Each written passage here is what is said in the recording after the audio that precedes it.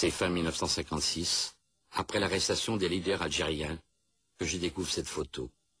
Je crois encore à des bavures, mais je ne comprends pas que nos élites ne sanctionnent pas les officiers responsables de ces atrocités. Naïf, je n'imagine pas que les autorités couvrent les militaires afin de garder l'Empire français. Autant je réagis aux exactions, autant je ne saisis pas la gravité d'une mesure qui concerne une famille algérienne sur 4.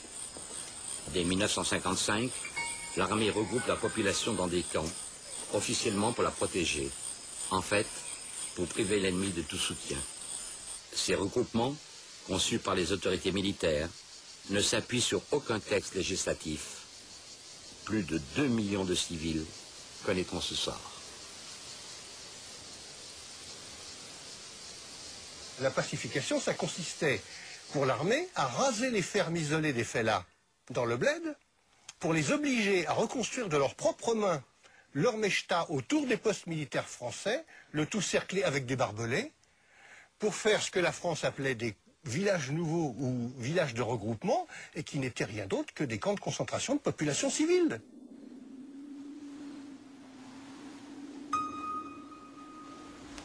Et quand ces villages ont été faits, le commandant il a dit il faut que chacun ait sa carte nationale d'identité française.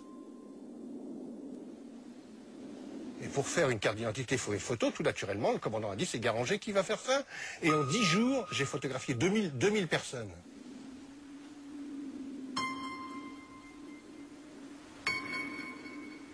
J'ai mis toutes ces photos sur le bureau du capitaine français. Il s'est mis à hurler. Venez voir comme elles sont laides. Venez voir ces macaques, on dirait des singes. Si la France butait Dufresne, comme elle le disait couramment, à tour de bras, et avec une telle facilité, c'est que ce n'étaient pas des êtres humains, c'était des bêtes.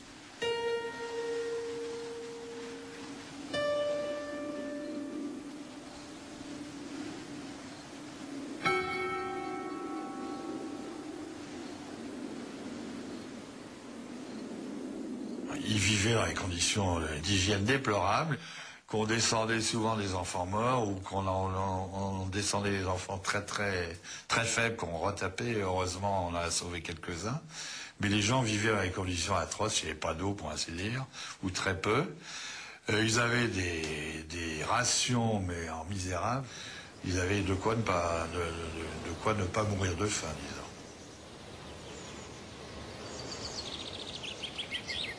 On accordait le droit aux Algériens d'aller travailler leurs champs 4 heures par jour, mais comme en général ces camps se trouvaient à des kilomètres de leurs champs, ils ne pouvaient pas y aller. Et donc toutes les personnes prises les armes, sans armes ou avec les armes à la main dans ces zones interdites étaient déclarées faits de la guerre. Voilà, donc soit éliminé tout de suite, soit suspecté, emmené dans un camp, torturé et descendu. Et ça, on l'oublie complètement. Face aux horreurs vécues, des familles algériennes alertent directement les autorités françaises. 22 mai 55. Télégramme du député Ben Maled à Monsieur le Président du Conseil et à Monsieur le Gouverneur général. Ému et indigné par exécution sommaire de 14 personnes désarmées, âgées de 40 à 65 ans, par troupes devant leur domicile, tous faits là, à qui rien ne peut être reproché. 25 juin 55, lettre de veuve Slimani à M. Wegner, député à Paris. Sous les yeux de nos employés et de nos voisins, mon fils a été soumis à d'affreuses tortures, coups, électricité. Le mardi 21, mon frère Kebil Ali a retiré du puits le cadavre de mon fils. Juillet 55, lettre de M. Benjeloul. Des douars et des mechtas ont été incendiés, des femmes violées, des chefs de famille froidement abattus parce qu'ils protestaient.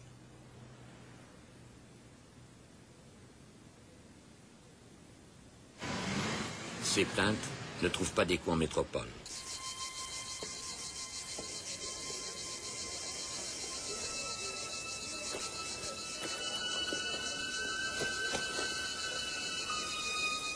Non seulement la France reste sourde à l'ONU, Mais elle réintroduit un décret abrogé à la libération de Paris par de Gaulle, la responsabilité collective.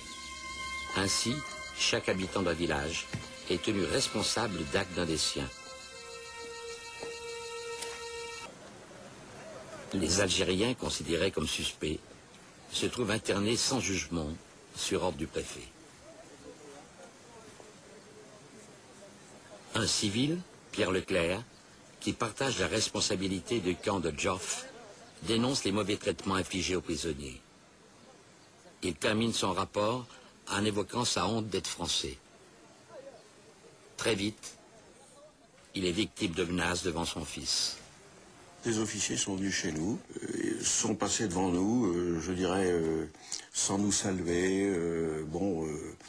Ont occupé pratiquement la maison, se sont installés avec mon père dans une pièce, un petit bureau annexe, et nous avons entendu les éclats de voix, les menaces. Bon, ça s'est très mal passé. Du reste, notre père a relaté sa conversation immédiatement après. Enfin, il était très secoué par cette affaire. Et c'était une menace de mort, très directement. Mais ça lui a été dit. Nous avons entendu dire, si vous restez ici, de toute façon, vous disparaîtrez, et tout ça, ben, on mettra ça sur le dos d'une attaque du camp ou quelque chose de semblable.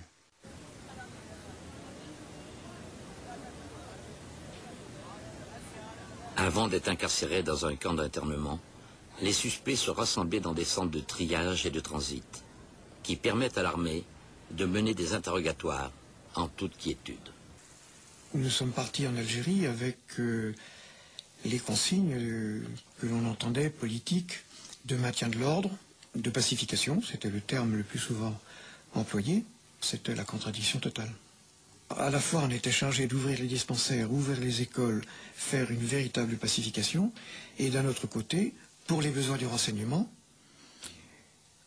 ou suite à des opérations menées, à des capture de rebelles, on déclenchait donc tous les moyens pervers de torture pour l'interrogation.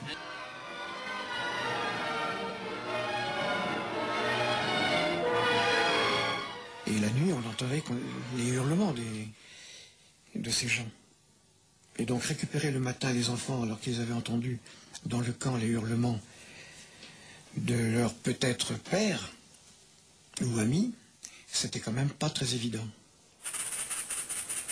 Stanislas Hutin, fils d'un journaliste, prit de nombreuses photos de ses élèves, et entre autres, du petit Boutout.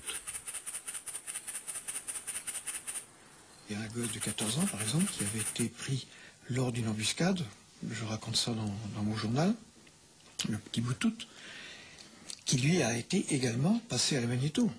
Je l'ai entendu la nuit, j'ai cru d'ailleurs au départ que c'était des cris de chacal, et je n'arrivais pas à penser et à concevoir que c'était le gosse que l'on torture. Comme il y avait d'autres prisonniers, je pensais que c'était les autres. Et c'est le matin que j'ai appris que c'était bien lui, le gamin, qui avait été passé à la magnéto. Je crois qu'il a fallu malheureusement attendre près de 40 ans pour qu'il y ait des aveux, je dirais, de personnalité.